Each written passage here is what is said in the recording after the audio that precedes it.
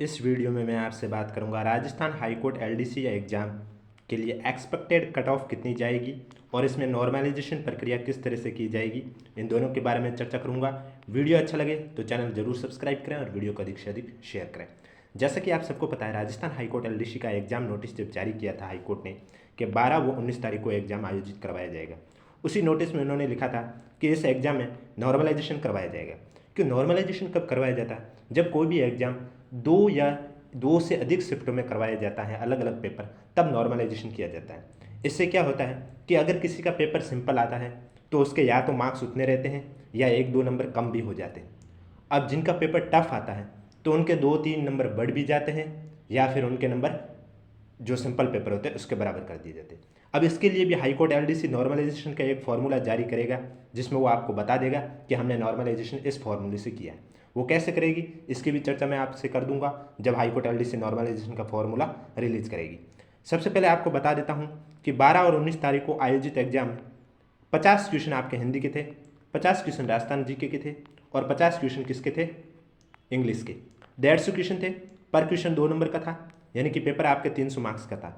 जो मैं cut off बताने जाऊंगा वो आपके 300 में से होगी और नेगेटिव मार्किंग इसमें नहीं है। नेगेटिव मार्किंग नहीं है मतलब कि आपने जितने राइट किए हैं उसको 2 से मल्टीप्लाई करो, वही आपके मार्क्स हैं। अगर नेगेटिव मार्किंग होती तो आपके गलत आंसर पर भी नंबर कटते। तो अब बात करता हूँ सबसे पहले मिनिमम क्वालिफिकेशन मार्क्स क्या होता है, इसके बारे में चर्चा करूँगा। उसके बाद एक्सपेक्टेड कट ऑफ के बारे में चर्चा करूँगा और उसके बाद बताऊँगा कि नॉर्मलाइजेशन में किसको फ़ायदा मिलता है। तो सबसे पहले आप देख सकते हो आपका पेपर जो अभी मैंने बताया था आपको, मार्क्स 100 नंबर का है और टोटल कितने नंबर का पेपर होगा? 300 नंबर का। अब मिनिमम क्वालिफिकेशन मार्क्स क्या होता है?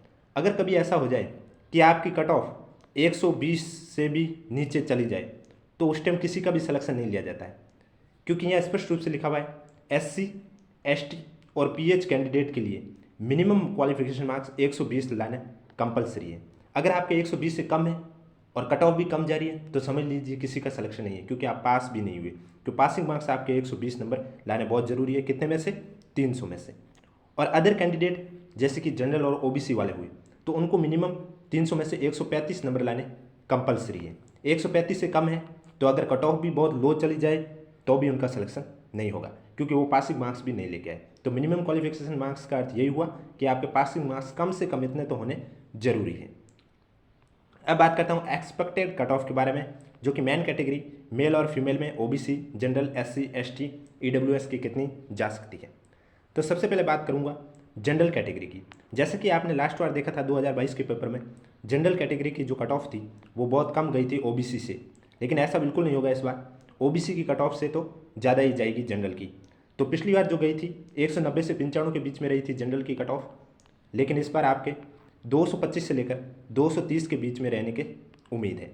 और फीमेल कैंडिडेट की बात करें तो मेल फीमेल में ज़्यादा अंतर नहीं होता है, 5 से 10 नंबर का ही फर्क होता है। तो फीमेल कैटेगरी में आप देख सकते हो 220 से लेकर 225 के बीच में कट ऑफ रहने की उम्मीद है। वीडियो अच्छा लगे तो चैनल जरूर सब्सक्राइब करें। कोई भी डाउट है नॉर्मलाइजेशन को लेकर या कट ऑफ को लेकर तो कमेंट बॉक्स में हमें ज़रूर पूछें।